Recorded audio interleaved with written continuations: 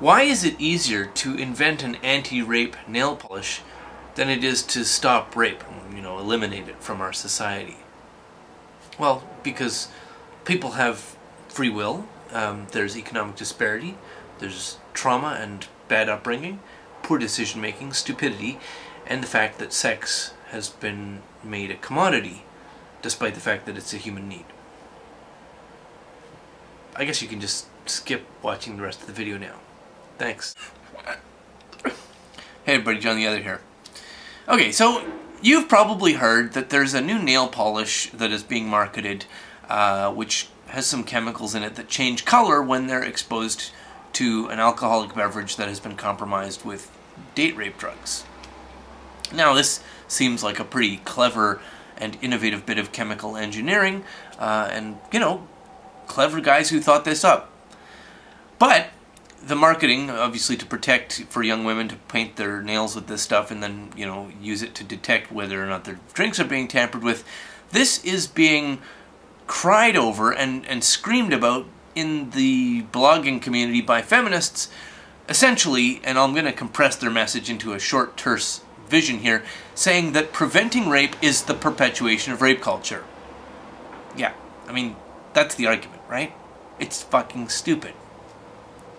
In fact, it's so stupid that I almost just wanted to not actually bother refuting any of their idiotic nonsense because it's so stupid.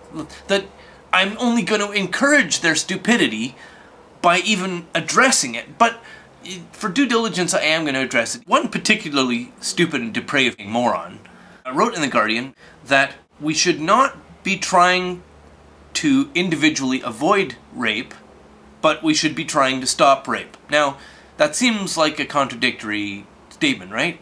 Seems like she's just contradicted herself in one sentence. What she actually means is don't put the onus on individual women to take responsibility for themselves as if they're, grown-ups.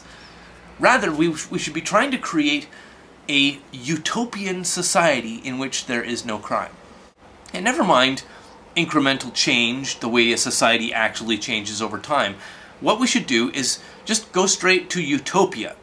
And of course, if our goal is utopia, then any amount of totalitarian, draconian, and violent, top-down authoritarian control is of course allowable because your goal is utopia. But her stupidity doesn't end there. If you leave your bike unlocked, you are inviting its theft. My analogy would have been, if you leave your door unlocked, you are inviting a break-in. Right? So, don't tell people to take steps to protect themselves from crime. No, that's bad. That's victim blaming. Personal accountability is victim blaming. Being an adult and responsible for yourself, that's victim blaming. Does anybody see how fucking stupid this is? I mean, do I actually need to explain this?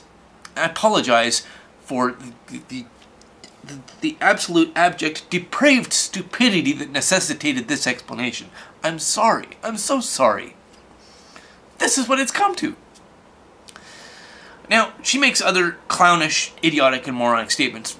I look at this rhetoric as encouraging women, the young feminist girls coming out of colleges who've just been freshly indoctrinated to essentially be grown-up bodied toddlers who go through life taking no personal accountability for anything they do, being personally irresponsible, being sexually irresponsible, probably being financially irresponsible, and never even recognizing that there's a connection between choices that you make and the bad outcome of those choices.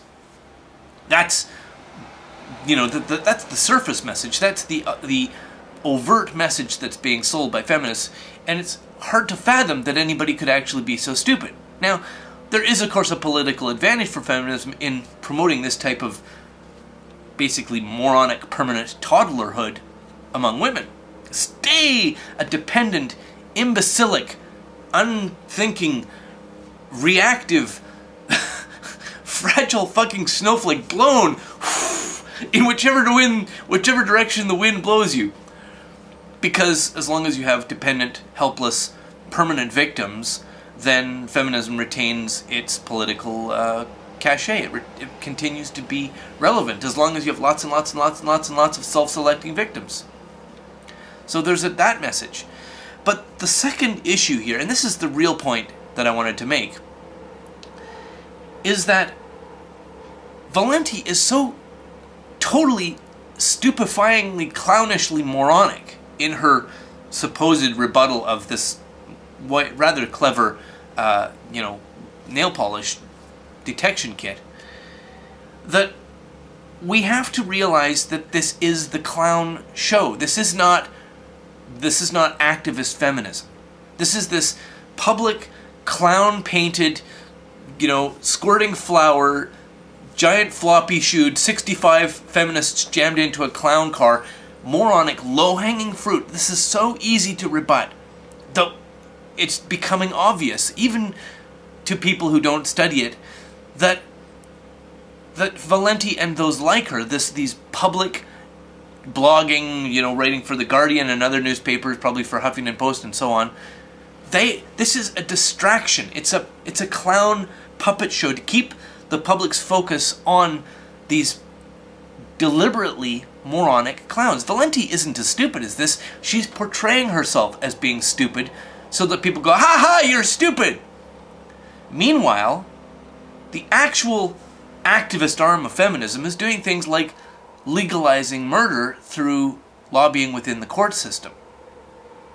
They want your eyes on clowns like Valenti rather than on legal activists like Elizabeth Sheehy or the Elizabeth Fry Societies or the Women's Legal Education and Action Fund, which are moving inexorably and skillfully and quietly towards the legalization of murder when it's committed by a woman. Stop paying attention to the clowns. The clownishness of them should be a signal that this is a ruse, it's a distraction.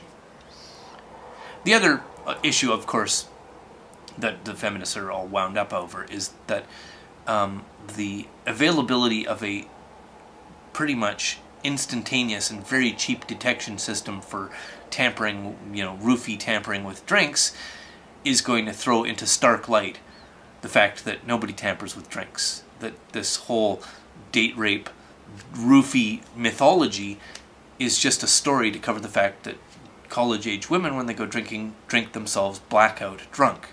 And then, in a move to avoid responsibility for their own, sexual bad behavior, then claim rape the next day. Nobody roofies them. They're just drinking themselves stupid. Anyway, that's my whole video. Thanks for watching. I'm John the Other.